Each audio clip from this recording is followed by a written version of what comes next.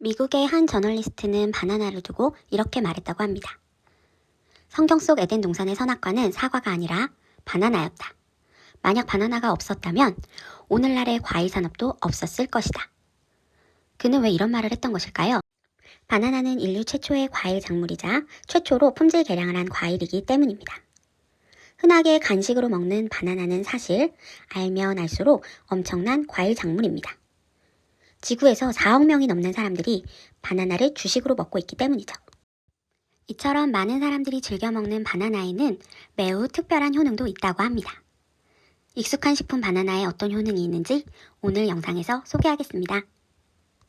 바쁜 현대인들은 수면 부족, 스트레스 등으로 만성 피로에 시달리기 매우 쉽습니다. 현대인들은 만성 피로를 극복하기 위해 영양제를 먹거나 운동을 하고 때로는 수면 컨설팅을 받기도 하죠. 그런데 너무 쉽게 접할 수 있는 바나나가 만성 피로에 도움이 된다는 사실 혹시 알고 계셨나요? 바나나에는 다른 과일에는 들어있지 않은 특별한 성분이 들어있기 때문입니다. 바로 트립토판입니다.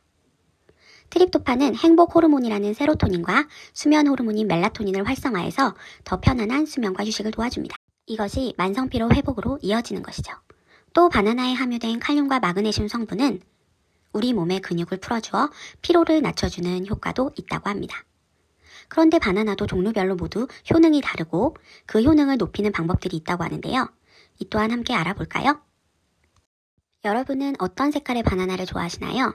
저는 주로 샛노랗게 익은 바나나를 좋아하는데요.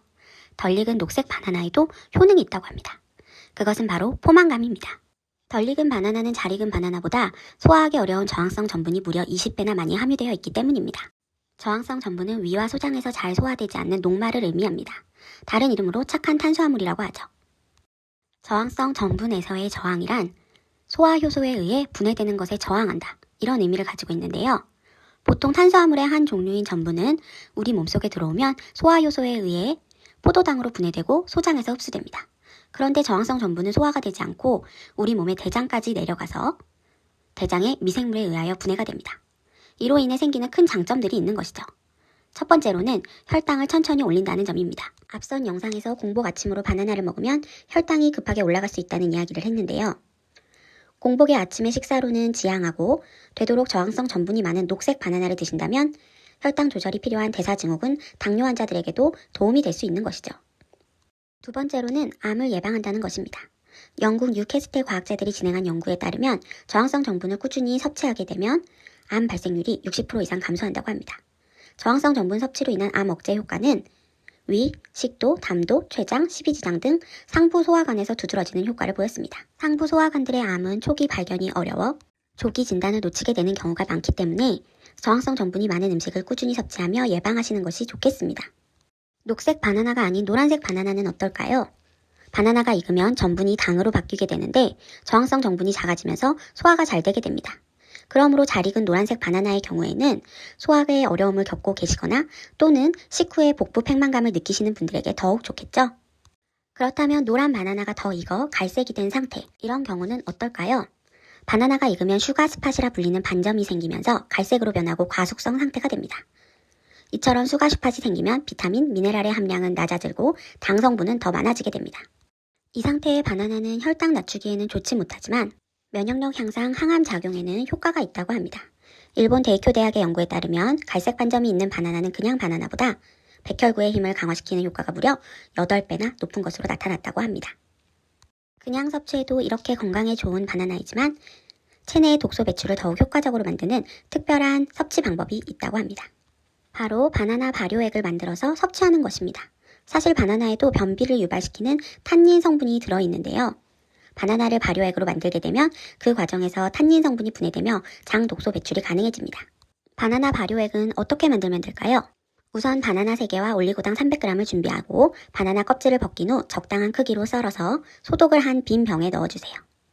바나나 껍질 안쪽에 하얀 부분도 잊지 마시고 수저로 잘 긁어서 함께 넣어주세요.